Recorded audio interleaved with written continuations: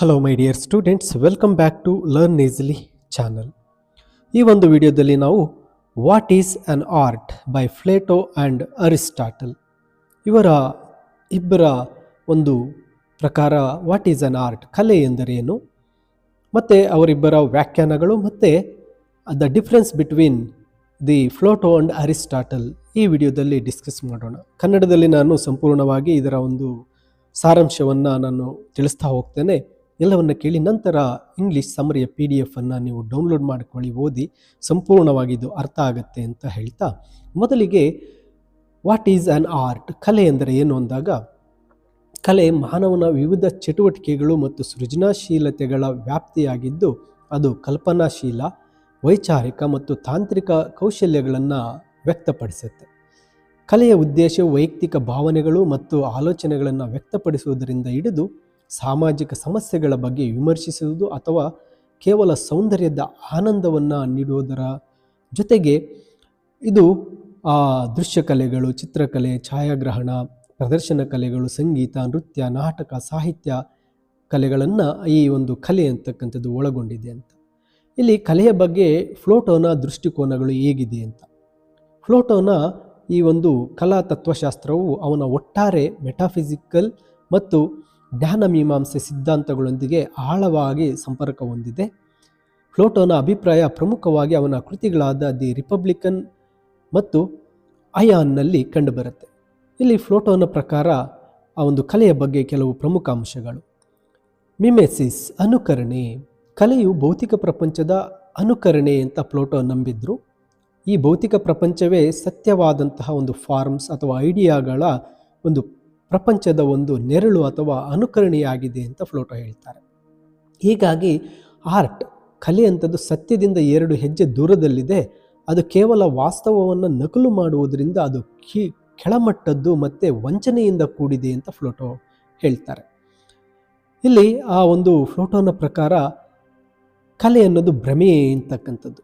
ಕಲೆ ತರ್ಕಕ್ಕಿಂತ ಹೆಚ್ಚಾಗಿ ಭಾವನೆಗಳನ್ನು ಆಕರ್ಷಿಸುತ್ತೆ ಅಂತ ಪ್ಲೇಟೋ ವಾದಿಸ್ತಾರೆ. ಅವರ ಪ್ರಕಾರ ಈ ಭಾವನಾತ್ಮಕ ಆಕರ್ಷಣೆ ವಾಸ್ತವವನ್ನು ವಿರೂಪಗೊಳಿಸುತ್ತೆ ಮತ್ತು ಜನರನ್ನು ಸತ್ಯದಿಂದ ದೂರ ಕೊಂಡೊಯ್ಯುತ್ತೆ. ಉದಾಹರಣೆಗೆ ನಾಟಕಗಳು ಅಥವಾ ಕವಿತೆಗಳು ಪ್ರೇಕ್ಷಕರಲ್ಲಿ ಬಲವಾದ ಭಾವನೆಗಳನ್ನು ಹುಟ್ಟುಹಾಕಬಲ್ಲದು, ಆದರೆ ಅವು ಜ್ಞಾನ ಅಥವಾ ಒಳನೋಟವನ್ನು ನೀಡೋದಿಲ್ಲ ಅಂತ ಹೇಳ್ತಾರೆ.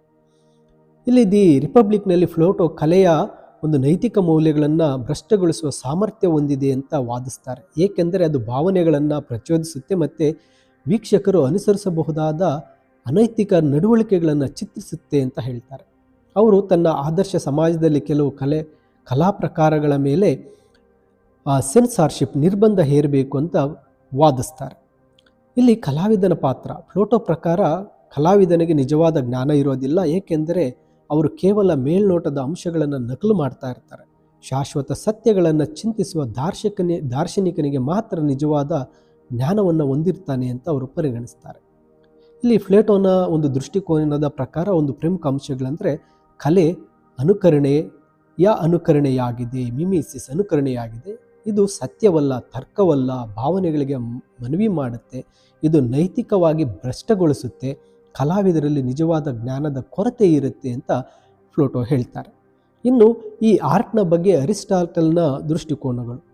ಪ್ಲೇಟೋನ ಶಿಷ್ಯರಾದಂತಹ ಅರಿಸ್ಟಾಟಲ್ ಕಲೆಯ ಬಗ್ಗೆ ಹೆಚ್ಚು ಸಕಾರಾತ್ಮಕ ದೃಷ್ಟಿಕೋನವನ್ನು ಮಂಡಿಸ್ತಾರೆ. ವಿಶೇಷವಾಗಿ ತನ್ನ ಪೊಯೆಟಿಕ್ಸ್ ಮತ್ತು ನಿಕೋಮ್ಯಾಚಿನ್ ಎಥಿಕ್ಸ್ ಒಂದು ಕೃತಿಗಳಲ್ಲಿ ಅವರ ಒಂದು ಸಿದ್ಧಾಂತವು ಪ್ಲೇಟೋನ ಸಿದ್ಧಾಂತಕ್ಕಿಂತ ಭಿನ್ನವಾಗಿರುತ್ತೆ. ಅದು ಕೂಡ ಅನುಕರಣೆ, ಮಿಮಿಸಿಸ್ ಪರಿಕಲ್ಪನೆಯನ್ನೇ ಅವಲಂಬಿಸಿರುತ್ತೆ.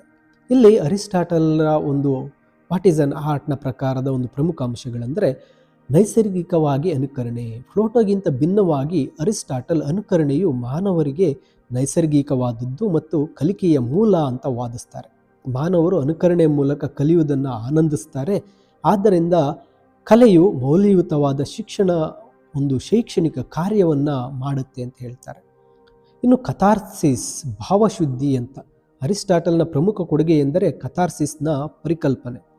ಇಲ್ಲಿ ದುರಂತ ನಾಟಕಗಳು ಕರುಣೆ ಮತ್ತು ಭಯದ ಮೂಲಕ ಪ್ರೇಕ್ಷಕರ ಭಾವನೆಗಳನ್ನು ಶುದ್ಧೀಕರಿಸ್ತವೆ ಮತ್ತು ಮಾನಸಿಕ ನೆಮ್ಮದಿಗೆ ಕಾರಣವಾಗ್ತವೆ ಅಂತ ಅವರು ವಾದಿಸ್ತಾರೆ.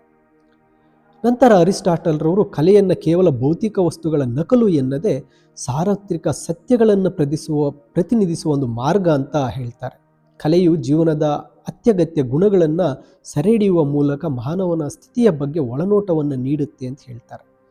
ಮತ್ತೆ ಅರಿಸ್ಟಾಟಲ್ರವರು ಹೇಳ್ತಾರೆ, ಕಲೆಯು ಭಾವನೆಗಳ ಮೇಲೆ ಪ್ರಭಾವ ಬೀರಬಹುದು ಅಂತ ಅರಿಸ್ಟಾಟಲ್ ಒಪ್ಕೊಳ್ತಾರೆ. ಮತ್ತು ನೈತಿಕ ಸಂಕಟಗಳನ್ನು ಪ್ರಸ್ತುತಪಡಿಸುವ ಮೂಲಕ ಸದ್ಗುಣಶೀಲ ನಡವಳಿಕೆಯನ್ನು ಪ್ರೋತ್ಸಾಹಿಸಿ ನೈತಿಕ ಕಾರ್ಯವನ್ನು ನಿರ್ವಹಿಸುತ್ತೆ ಅಂತ ನಂಬುತ್ತಾರೆ.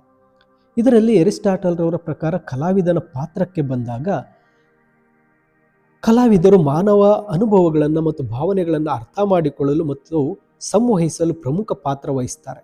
ಕಲಾವಿದನು ರಚನಾತ್ಮಕ ನಿರೂಪಣೆಯ ಮೂಲಕ ಆಳವಾದ ಸತ್ಯಗಳನ್ನು ಬೆಳಗಿಸಲು ಸಹಾಯ ಮಾಡ್ತಾನೆ ಅಂತ ಹೇಳ್ತಾರೆ. ಇಲ್ಲಿ ಅರಿಸ್ಟಾಟಲ್ನ ಒಂದು ದೃಷ್ಟಿಕೋನದಿಂದ ಆರ್ಟ್, ಕಲೆ ಅಂದರೆ ಒಂದು ಅನುಕರಣೆಯ ಒಂದು ನೈಸರ್ಗಿಕ ಮತ್ತು ಶೈಕ್ಷಣಿಕ ಪ್ರಕ್ರಿಯೆ. ಕಲೆಯು ಭಾವನಾತ್ಮಕ ಶುದ್ಧೀಕರಣವನ್ನು, ಕಥಾರ್ಸಿಸನ್ನು ಒದಗಿಸುತ್ತೆ. ಕಲೆಯು ಸಾರ್ವತ್ರಿಕ ಸತ್ಯಗಳನ್ನು ಪ್ರತಿನಿಧಿಸುತ್ತೆ ಮತ್ತು ನೈತಿಕ ಒಳನೋಟವನ್ನು ನೀಡುತ್ತೆ. ಮಾನವನ ಸ್ಥಿತಿಯನ್ನು ಪ್ರತಿಬಿಂಬಿಸುವಲ್ಲಿ ಮತ್ತು ಅರ್ಥೈಸುವಲ್ಲಿ ಕಲಾವಿದರು ಪ್ರಮುಖ ಪಾತ್ರವನ್ನು ಹೊಂದಿರ್ತಾರೆ ಅಂತ. ಇನ್ನು ಪ್ಲೇಟೋ ಮತ್ತು ಅರಿಸ್ಟಾಟಲ್ ಇವರಿಬ್ಬರ ಪ್ರಕಾರ ಒಂದು ಕಲೆಯ ಬಗ್ಗಿನ ಅಂಶಗಳ ಹೋಲಿಕೆ ಅಥವಾ ವ್ಯತ್ಯಾಸಗಳನ್ನು ನೋಡಿದಾಗ ಕಲೆಯ ಸ್ವರೂಪ, ಪ್ಲೇಟೋನ ದೃಷ್ಟಿಕೋನ ಅನುಕರಣೆ ವಾಸ್ತವದಿಂದ ದೂರ ಇರುತ್ತೆ ಕಲೆಯ ಸ್ವರೂಪ ಅಂತ. ಆದರೆ ಅರಿಸ್ಟಾಟಲ್ನ ದೃಷ್ಟಿಕೋನ ಅನುಕರಣೆಯು ನೈಸರ್ಗಿಕ ಮತ್ತು ಶೈಕ್ಷಣಿಕ. ಭಾವನಾತ್ಮಕ ಪ್ರಭಾವಕ್ಕೆ ಬಂದಾಗ ಪ್ಲೇಟೋನ ದೃಷ್ಟಿಕೋನ ನಕಾರಾತ್ಮಕ ಮತ್ತು ಸತ್ಯವನ್ನು, ತರ್ಕವನ್ನು ವಿರೂಪಗೊಳಿಸುತ್ತೆ. ಅರಿಸ್ಟಾಟಲ್ನ ಪ್ರಕಾರ ಇದು ಸಕಾರಾತ್ಮಕ, ಪಾಸಿಟಿವ್ ಭಾವನೆಗಳನ್ನು ಶುದ್ಧೀಕರಿಸುತ್ತೆ. ಇನ್ನು ಕಲೆಯಲ್ಲಿನ ಸತ್ಯದ ಬಗ್ಗೆ ಪ್ಲೇಟೋನ ದೃಷ್ಟಿಕೋನ ಕಲೆಯು ವಂಚನೆಯಿಂದ ಕೂಡಿದೆ, ಜ್ಞಾನದ ಕೊರತೆ ಇದೆ. ಆದರೆ ಅರಿಸ್ಟಾಟಲ್ ಕಲೆಯು ಸಾರ್ವತ್ರಿಕ ಸತ್ಯಗಳನ್ನು ಬಹಿರಂಗಪಡಿಸುತ್ತೆ ಅಂತ ಹೇಳ್ತಾರೆ. ಇನ್ನು ಕಲಾವಿದನ ಪಾತ್ರಕ್ಕೆ ಬಂದಾಗ ಪ್ಲೇಟೋನ ದೃಷ್ಟಿಕೋನ ಕಲಾವಿದನಿಗೆ ಜ್ಞಾನವಿಲ್ಲ ಮತ್ತು ದಾರಿ ತಪ್ಪಿಸ್ತಾನೆ. ಅರಿಸ್ಟಾಟಲ್ನ ಪ್ರಕಾರ ಕಲಾವಿದನು ಅನುಭವಗಳನ್ನು ಮತ್ತು ಆಳವಾದ ಸತ್ಯಗಳನ್ನು ತಿಳಿಸ್ತಾನೆ. ಇನ್ನು ನೈತಿಕ ಪ್ರಭಾವಕ್ಕೆ ಬಂದಾಗ ಪ್ಲೇಟೋನ ಪ್ರಕಾರ ಸಮಾಜವನ್ನು ಭ್ರಷ್ಟಗೊಳಿಸಬಹುದು ಮತ್ತು ಸೆನ್ಸಾರ್ನ ಅಗತ್ಯವಿದೆ ಅಂತ ಹೇಳ್ತಾರೆ ಕಲೆಯಲ್ಲಿ. ಅರಿಸ್ಟಾಟಲ್ನ ಪ್ರಕಾರ ಕಲೆಯು ಶಿಕ್ಷಣ ನೀಡುತ್ತೆ ಮತ್ತು ನೈತಿಕತೆಯನ್ನು ಬೆಳೆಸುತ್ತೆ ಅಂತ ಹೇಳ್ತಾರೆ. ಇನ್ನು ಆ ಪ್ಲೇಟೋನ ದೃಷ್ಟಿಕೋನದಿಂದ ಈ ಆರ್ಟ್ನ ಬಗ್ಗೆ, ಕಲೆಯ ಬಗ್ಗೆ ಪ್ಲೇಟೋನ ಕಲಾ ತತ್ವಶಾಸ್ತ್ರವು ದ ಥಿಯರಿ ಆಫ್ ಫಾರ್ಮ್ಸ್ನಲ್ಲಿ ಬೇರೂರಿದೆ. ಇದು ಎಲ್ಲ ಭೌತಿಕ ವಸ್ತುಗಳು ಕೇವಲ ಶಾಶ್ವತ ಆದರ್ಶಗಳ ಅನುಕರಣೆಗಳು ಎಂದು ಪ್ರತಿಪಾದಿಸುತ್ತೆ.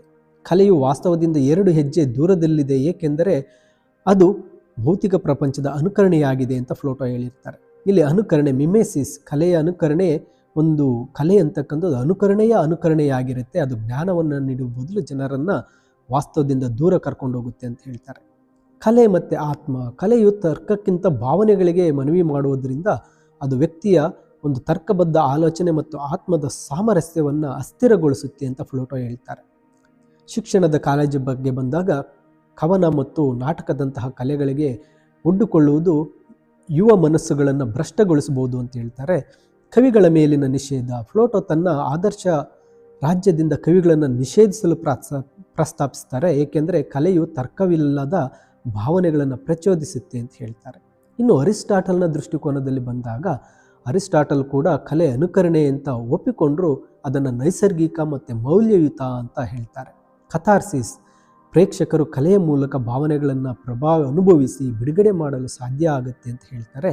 ನೈತಿಕ ಶಿಕ್ಷಣ, ಕಲೆಯಲ್ಲಿನ ಕ್ರಿಯೆಗಳು ಮತ್ತು ಪರಿಣಾಮಗಳಿಂದ ಜನರು ಕಲಿಯಬಹುದು ಮತ್ತು ಸದ್ಗುಣಗಳನ್ನು ಬೆಳೆಸ್ಕೊಳ್ಬಹುದು ಅಂತ ಹೇಳ್ತಾರೆ. ಮತ್ತು ಒಂದು ಟ್ರಾಜಿಡಿ, ದುರಂತದಕ್ಕೆ ಬಂದಾಗ ಅರಿಸ್ಟಾಟಲ್ ಒಂದು ಉತ್ತಮ ದುರಂತ ನಾಟಕವು ಕಥಾವಸ್ತು ಮೈಥೋಸ್, ಪಾತ್ರ ಎಥೋಸ್, ಆಲೋಚನೆ ಡಯನಿಯೋ, ಶೈಲಿ ಲೆಕ್ಸಿಸ್, ರಾಗ ಮೆಲೋಸ್ ಮತ್ತು ದೃಶ್ಯ ವೈಭವ ಆಪ್ಸಿಸ್ ಹೊಂದಿರಬೇಕು ಅಂತ ಹೇಳ್ತಾರೆ. ಇನ್ನು ಕೊನೆಗೆ ಬಂದಾಗ ಪ್ಲೇಟೋ ಕಲೆಯನ್ನು ಸತ್ಯ ಮತ್ತು ನೈತಿಕತೆಯಿಂದ ದೂರ ಕೊಂಡೊಯ್ಯುವ ಒಂದು ವಂಚನೆಯ ಅನುಕರಣೆ ಅಂತ ನೋಡ್ತಾರೆ. ಅರಿಸ್ಟಾಟಲ್ ಅದನ್ನು ಶಿಕ್ಷಣ ಮತ್ತು ಒಳನೋಟವನ್ನು ನೀಡುವ ಮೌಲ್ಯಯುತ ಪ್ರಕ್ರಿಯೆ ಅಂತ ಪರಿಗಣಿಸ್ತಾರೆ. ಇವರಿಬ್ಬರ ನಡುವಿನ ಈ ಭಿನ್ನಾಭಿಪ್ರಾಯಗಳು ಆ ಒಂದು ವೆಸ್ಟರ್ನ್ ಒಂದು ಥಾಟ್ಸ್, ಚಿಂತನೆ ಮೇಲೆ ಬಹಳ ಪ್ರಭಾವವನ್ನು ಬೀರಿರ್ತವೆ. ಮೈ ಡಿಯರ್ ಸ್ಟೂಡೆಂಟ್ಸ್, ಇದು what is an art, Plato and ಅರಿಸ್ಟಾಟಲ್ರ ಒಂದು ವ್ಯೂಸ್ನ ಕನ್ನಡದ ಎಕ್ಸ್ಪ್ಲನೇಷನ್, ಇಂಗ್ಲೀಷ್ ಸಹ ಒಂದು PDF ವಿಡಿಯೋದ ಡಿಸ್ಕ್ರಿಪ್ಷನ್ನಲ್ಲಿದೆ, ಡೌನ್ಲೋಡ್ ಮಾಡಿಕೊಳ್ಳಿ.